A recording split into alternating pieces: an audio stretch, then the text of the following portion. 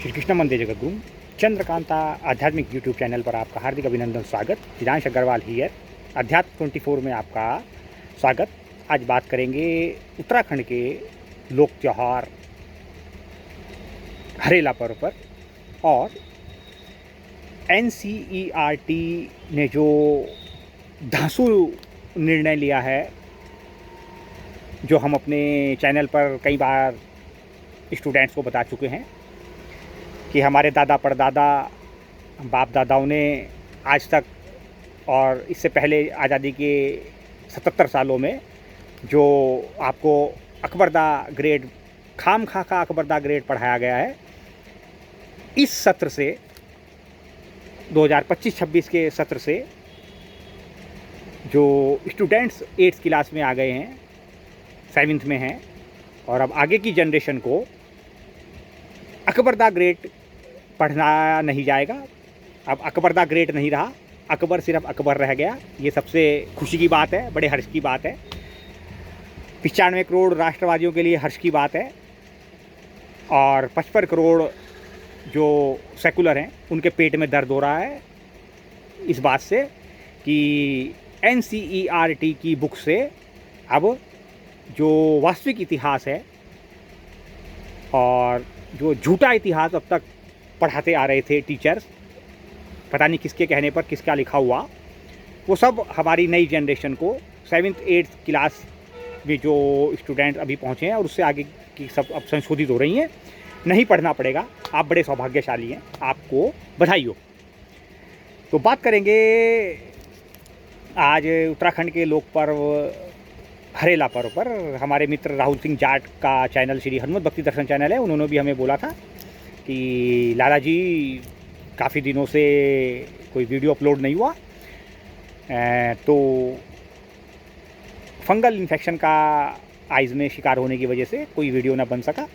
आज प्रकृति की अद्भुत कृपा है साहब, प्रकृति का संरक्षण, प्रकृति का संवर्धन, पर्यावरण का संशोधन, यह हरेला पर्व की विशेषता है। हरेला पर्व विशुद्ध हिंदू त्यौहार है जो मूल रूप से उत्तराखंड के कुमायूं मंडल का वहाँ पर मनाया जाता है। अब गढ़वाल मंडल में भी मनाया जाने लगा है। और हरेला पर्व वैसे तो साल भर में 3 बार मनाया जाता है। अब चैत्र के महीने में प्रथम दिन से शुरू होकर के 9 दिन तक चलता है। फिर श्रावण मास में जो अब है, जो मेन मनाया जाता है, ये आषाढ़ से, श्रावण के आरंभ होने से 9 दिन पहले आषाढ़ में शुरू होता है और श्रावण के प्रथम दिन इसका एक तरह से स्टार्टिंग कह लीजिए होती है। और बाकी आप जो है वो आश्विन मास में जो हमारा होता है, आश्विन मास की प्रथम जिस नवरात्रि हम मनाते हैं तब जो है हम जॉब होते हैं, और ये हरेला पर्व जो है जी नवरात्रि के पहले दिन बोया जाता है और विजयदशमी को अर्थात दशहरे को इसको काटा जाता है, जो भी हम जो बोते हैं। और इस हरेला पर्व में साहब उत्तराखंडी, हम भी उत्तराखंडी हैं, अब तो मूल निवासी हैं, बाय बर्थ उत्तराखंड के हैं, तो उत्तराखंडी हमें कहा जाएगा।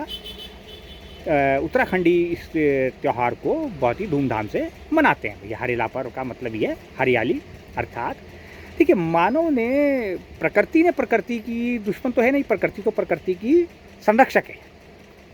प्राकृतिक रूप से जितनी आपदाएं विश्व भर में आती हैं उनमें इतना विनाश नहीं होता जितना विनाश मानव ने पिछले 50 वर्षों में प्रकृति का, हवा का, पानी का अपने भोगने की लालसा से चलते इस प्रकृति के पर्यावरण को क्षति पहुंचाई है। आप जानकर हैरान रह जाएंगे, लगभग पिछले 50 वर्षों में मानव की प्रजाति ने, जो अपने आप को सबसे बुद्धिमान कहता है ना, बुद्धि रूपी हथियार के चलते सर्वाधिक दुरुपयोग प्राकृतिक संसाधनों का मनुष्य ने किया है। और लगभग आप जानकर हैरान रह जाएंगे कि लगभग 5 लाख प्रजातियों को मनुष्य ने इस प्राकृतिक पर्यावरण के संरक्षण का जो जिम्मेदार लिया करती थी प्रजातियां, छोटे कीट, पशु पक्षी, पेड़ पौधे, सब ये सब जो हैं मिला करके लगभग 5 लाख प्रजातियों को हमेशा के लिए समाप्त कर दिया है।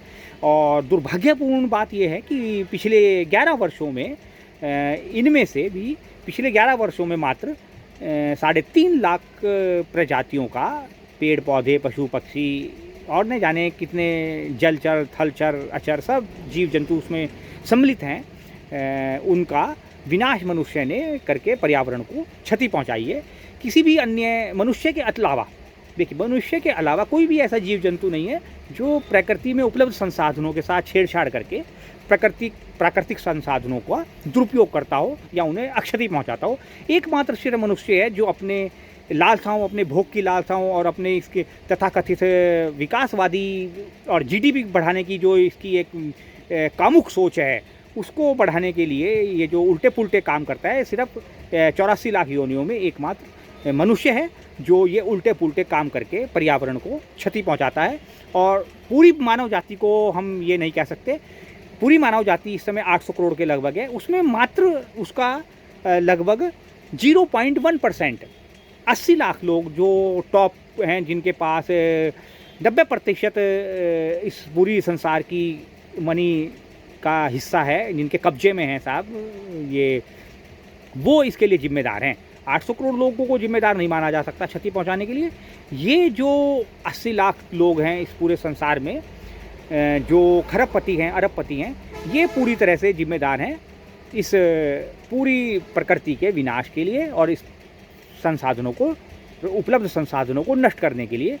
और इसमें भी सबसे ज़्यादा जो क्षति पहुंचती है साहब, वो मांसाहार के कारण पहुंचती है। मांसाहारियों के कारण प्राकृतिक संसाधनों की सबसे सर्वाधिक क्षति होती है और यह मनुष्य करता है। प्रकृति में वर्तती है और प्रकृति में जो जीव हैं, जो जानवर हैं, जानवरों के लिए तो कहा जा सकता है कि जानवर को खा सकता है, लेकिन मनुष्य के पास बुद्धि है, इसलिए मनुष्य को बड़े सोच समझ के निर्णय लेने चाहिए। मनुष्य के द्वारा नष्ट की गई प्रकृति जो है वह उसके मनुष्य के लिए घातक है, उसके अपने लिए घातक है। और आप देख ही रहे हैं आज के अपने चारों तरफ आप दृष्टि डाल लीजिए, पर्यावरण संरक्षण के लिए कितने कार्य हो रहे हैं। हरेला पर्व पर जो है अनेक पौधे लगाए जाते हैं। उत्तराखंड की सरकार ने साहब 5 लाख पौधे लगाने का निर्णय लिया है। 5 लाख पौधे भैया कुछ नहीं होते, उनमें से कितने पनपेंगे। ऐसे ऐसे लोग हैं हिंदुस्तान के अंदर और ये बड़े बड़े फ़ोटो खिंचवाने वाले हैं और पौधे लगाकर फ़ोटो खिंचवाने वाले हैं, जिनको इतनी तमीज़ नहीं है कि अरे भैया उसके नीचे से जो पौध होती है, जिसको पौध बोला जाता है, जो मिट्टी पन्नी में रख करके, पॉलीथीन में मिट्टी में रख करके जो लगाने के लिए दी जाती है, ऐसे ऐसे पढ़े लिखे और फ़ोटो खिंचवाने वाले जो है पर्यावरण प्रेमी हैं, पॉलीथीन भी नहीं हटाते भैया, वो ऐसे ही रख देते हैं। हमने अपनी आंखों से देखा है, पॉलीथीन समेत साफ धरती में पौधा लगाते हैं, न पौधा बचता है, सिर्फ बचती है तो पॉलीथीन मिट्टी में मिल जाती है, पौधा नष्ट हो जाता है। पेड़ कब बनेगा कुछ पता नहीं। पीपल लगाना भूल गए हम, नीम लगाना भूल गए हम, बरगद लगाना भूल गए हम, आंवला लगाना भूल गए हम। तो क्या होगा इस प्रकृति का और हमारी आने वाली पीढ़ी हमें क्या कहेगी हम नहीं जानते। लेकिन फ़िलहाल इतना अवश्य कह सकते हैं कि शायद हो सकता है अभी 5-7-10 साल बाद ही हमें, हमारी आने वाली पीढ़ी हमें ही उस उपाधि से संबोधित करने लगे जिस उपाधि से श्री रामचरितमानस में, रामायण में जो है राक्षस जिनको कहा जाता था ना, तो आने वाली पीढ़ी शायद इस सदी के मानव को राक्षस कहेगी। ऐसा हमारा अपना सोचना है, आकलन है। आप अपने चारों ओर दृष्टि डालकर देख लीजिए। तो हरेला पर 15 दिन चलेगा साहब। इसमें कम से कम उत्तराखंड में 5 लाख तो बहुत कुछ नहीं है, 50 लाख पौधे रोपे जाने चाहिए और विनाश से बचाना चाहिए। पता नहीं न जाने कहाँ कहाँ साहब विकास के नाम पर पहाड़ों के सीने को चीरा जा रहा है, अनेक सुरंगें निकाली जा रही हैं। ऐसा हिमाचल में भी चल रहा है साहब, मैंने देखा है अब की बार अपनी आंखों से परिदृश्यों को मनाली जाते हुए। तो इसलिए मुझे पता लगा किस प्रकार से पहाड़ों का सीना चीर करके सुरंगें निकाली जाती हैं, कितना जोखिम है उसमें। अच्छा लगता है लेकिन बहुत जोखिम भरा कार्य है और प्रकृति का जहाँ तक हो सकता है उसको बचाए रखते हुए ही हमें कार्य करना चाहिए, क्योंकि उसकी कीमत बड़ी महंगी है। वो आकलन कोई नहीं करता। एसी कंडीशन रूम में बैठने वाले बड़े बड़े जो ऑफिसर्स हैं वो हैं, कोई आकलन नहीं करता उसका कि वो किस कीमत पर ये विकास कार्य हो रहे हैं। अतः आप हरेला पर्व मनाएं, बहुत शांतिपूर्ण ढंग से मनाएं, ज़्यादा से ज़्यादा पेड़ लगाएं, नीम के लगाएं। सबसे ज़्यादा तो पीपल का वृक्ष है जिसकी पूजा भी करते हैं, हमारे शास्त्रों में वर्णित है। है ना। पीपल को भगवान वासुदेव श्री कृष्ण ने अपना मित्र कहा है, वास कहा गया है पुराणों में।